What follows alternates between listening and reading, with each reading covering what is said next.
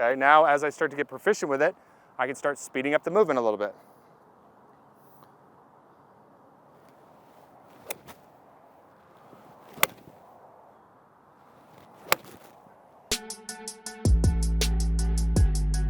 Your right shoulder and your right scapula are responsible for being a conduit for power in your golf swing. Your right elbow pit and your right elbow are responsible for your swing plane in your path, and your right wrist is responsible for transferring speed at the end of that movement.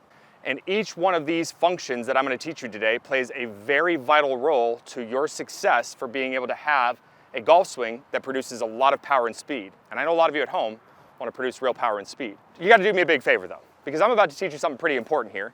You got to remember to head down below and subscribe to the channel, because we know a lot of you are watching our channel and not yet subscribed.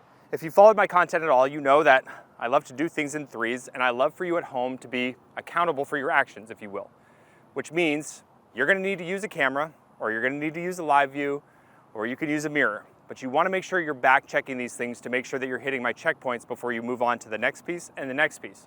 And our goal here is to help you overcome the collapsing of your width and help you make a good full loaded up turn so that you're in a position that's ready to start attacking your downswing. So what we're going to do here in step number one is we're going to work on the rotational aspect first. And a lot of you at home make the critical mistake of getting your right shoulder in a rounded position or a shrugged position during some part of your setup all the way to the top of the backswing. Now here's a little lesson in biomechanics for you, but in kind of a toned down fashion.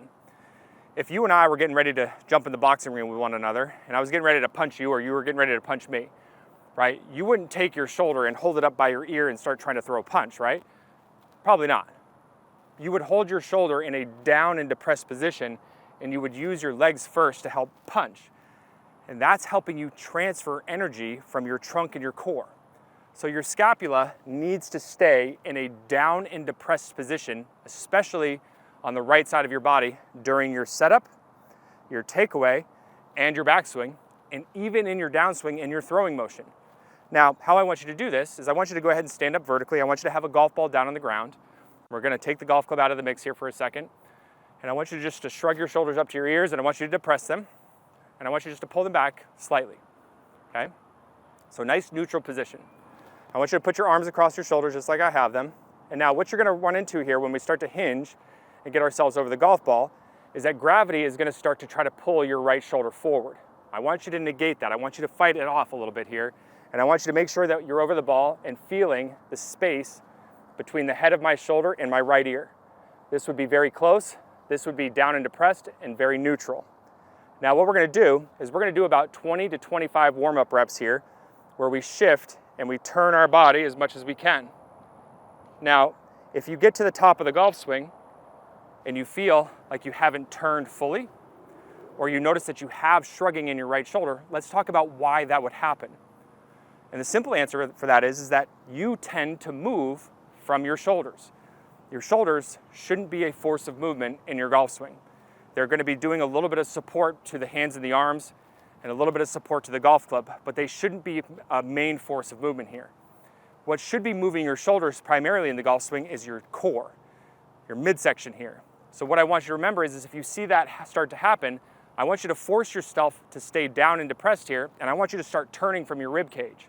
So let's go ahead and do our reps. We're going to do about 25 reps, keeping our right shoulder as spaced away from our right ear as we possibly can. And we're going to shift and turn our rib cage. And we're going to try to do this in our normal backswing cadence. I want you to close your eyes and kind of think about your normal backswing speed. Once you start to get dialed in there, a lot of you are going to feel a lot of load pressure to your right leg. You're going to feel your big muscles starting to get engaged. And those are good muscles for you to have. Once you've warmed those up, now we're going to start adding in the second component, which is the width factor. And this is going to help a lot of you at home with the old keep the left arm straight as long as you possibly can at the top of the golf swing. Listen, neither one of your arms should ever be tense and ramrod straight. Yes, we want the left arm to have a straightish look to it at the top of the swing. But if your left arm is folding up at the top of the backswing, then really what you're doing is introducing another angle that you've got to get rid of. But why it's happening is because you're folding up your right arm way too much. That's why it's moving. The purpose of this second phase is to also allow you to develop a good swing plane. Now, a lot of you at home, when you start your golf swings, will start to get this right elbow kind of turning out away from your body and your right elbow pit facing more in towards my rib cage. Now, what that's doing is it's causing a lot of separation between my arms, and it's allowing my arm to get kind of deepened in behind my body, and the club is going to get a little bit steep, and you're going to force yourself to have a lot of plane shift. So what we're going to do to offset that is we're going to simply think about our right elbow pit facing out in front of us here at address and rotating up towards the sky as we finish off our rotation. But I want you to do this with a golf club in your hands. I've got a 9-iron here today, and I've got it flipped upside down. And I'm going to take my left arm and I'm going to cross it across my chest here. And I'm going to do this with my right shoulder staying in a down and depressed position.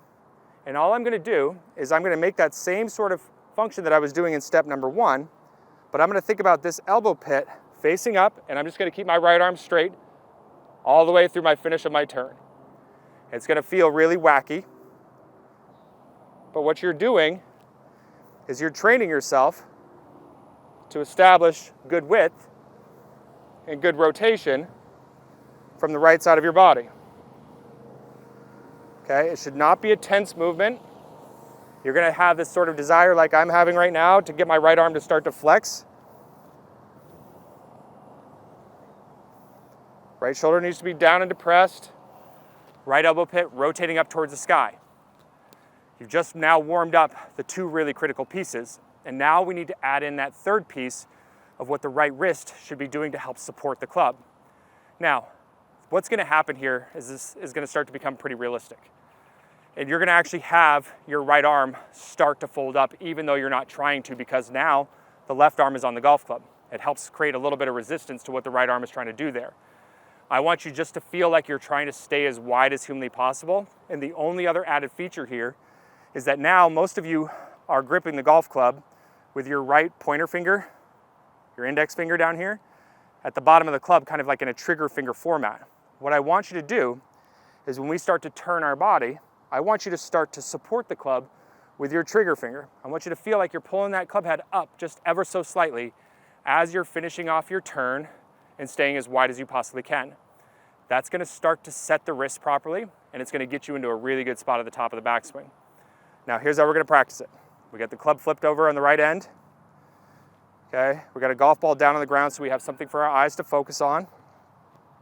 Okay, I'm still going to try to keep that right shoulder as far away from my right ear as possible. And I'm going to go ahead and start to turn, get my elbow pit to face up towards the sky. Okay, and I'm supporting the club with that little bit of trigger finger. From this position, I just want to make a full downswing. That's right. Every time you go to a static position, whether you hold it for 3 seconds, 5 seconds, you hold it for a month, I want you to make a downswing. Why? Well, because you're training your subconscious that, hey, that's the new position and the new feel. Now, if you get up to the top of the swing and you feel like your width is really collapsed, your hands are close to your chest, the club head's really close to your shoulders, or you just haven't turned because your right shoulder is really shrugged up, then what I want you to do is I want you to fix the position and then swing down. Don't swing down from a lackluster position. Your goal is to get these things right. And if you're having a hard time at this point, after you've done all these warm-up reps, getting it into the right spot, then slow down and backtrack a little bit and rebuild yourself back up. These drills that I'm giving you are all designed to be slowly stacked upon. So you don't go out there in kamikaze mode trying to hit the ball out of the back of the range. You have to learn to crawl before you learn to walk. Let's do another rep. Okay. So right elbow pit, right shoulder, right wrist.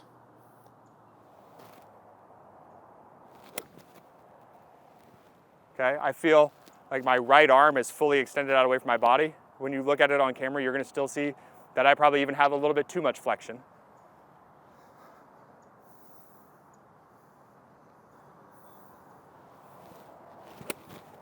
Okay, now as I start to get proficient with it, I can start speeding up the movement a little bit.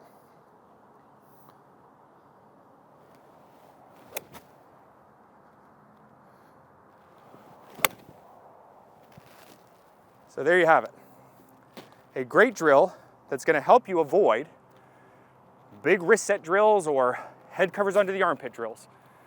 Stuff that causes magnitudes of faults for the average amateur at home. you want to remember that you have your DNA. You need to work on things that are going to help you and your DNA be able to build a better golf swing. We'll see you guys in the next video.